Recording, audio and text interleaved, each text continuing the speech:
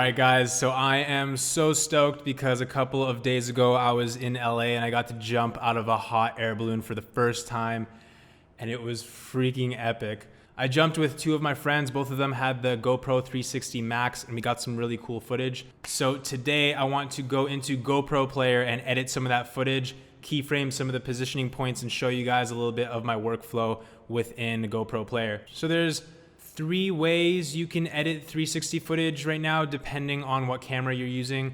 There's GoPro Player, there's GoPro Reframe, a plugin for Premiere Pro, which allows you to reframe your footage within Premiere Pro, but it does require an extra step beforehand. And then if you're using something like Insta360, then they come with their own program as well, which is another video. For now, we're talking about GoPro Player. So let's jump in and check it out. Here we have a 360 clip. We could just double click it to open it up with GoPro Player. And right away, we can zoom in and out using our mouse. We can click and drag to scroll around. And as you can see, it's 5 a.m. We're both looking pretty tired and we're up in a balloon about to jump out. This is my first time doing it too. This was such a rush. It was nuts. But yeah, you can scroll through here by scrolling on your mouse, and you can move around. So let's press play and just watch this.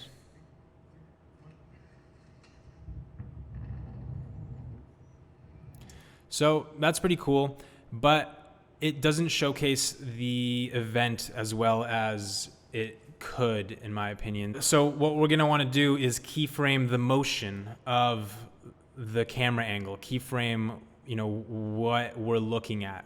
And if you don't know what keyframing is, you should go and watch the keyframing tutorial within this course, and you'll learn a lot about it there. But a keyframe is basically just a data point on a timeline that stores data. In this case, it would be position data, the position of the virtual camera, and it'll animate smooth motion between these keyframes. Now, there are a couple tools that we should know about here. They're right here on the right. We got zoom, and it says underneath hold option. So if you hold option and click and drag, you can zoom in and out. You can also just scroll in and out to zoom in and out. That's what I do. And then we got rotate, which is command. And if you hold command, you can rotate, and that's an important tool. I wouldn't recommend clicking these and doing it like that. That takes time. Just simply, press the key on your computer. And we have re-level, which is command R, and that will, if you're lost in this footage, you can hit command R and it'll re-level things for you. Let's walk through this jump and animate it. So we'll start right before he does the countdown, and I think that's a good spot here. So how do we want it to start? I think something a little bit more like this could be cool. We'll start it like that, and we'll hit the keyframe marker to create that marker, and then we'll press play. And I think right before I actually take off, I think I want it to be a bit more this way, because I know I want to be more center frame as he goes.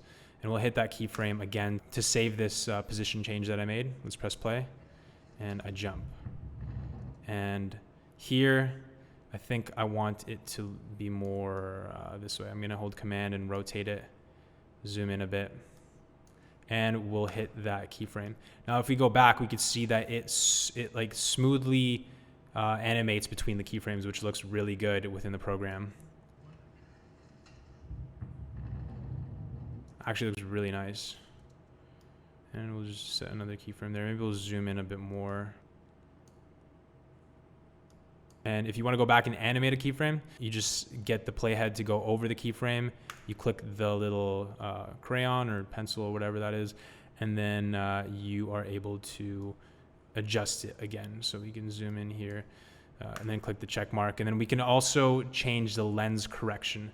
This is definitely something I would use a lot. In this case, you can see this looks a lot better than the insane distortion that you get right here. If we go from a super wide angle in this case to that, it's gonna look a bit off, but it actually kind of works. But yeah, play around with that. I definitely recommend, if you want things to look more cinematic, then to use the lens correction and try to make things, try to make your lines look less rounded, you know, like the fisheye naturally does. And let's set a keyframe there. And let's zoom out over here a little bit, or a lot. Why not? Let's hit another keyframe. And cool. Let's rotate one more time here. Move this way. We'll set a keyframe there. We'll see what that motion looks like. Cool. And then we'll follow me up here. I forgot to hit the keyframe. Follow me up, hit that keyframe. And then one more just to watch me pull the parachute.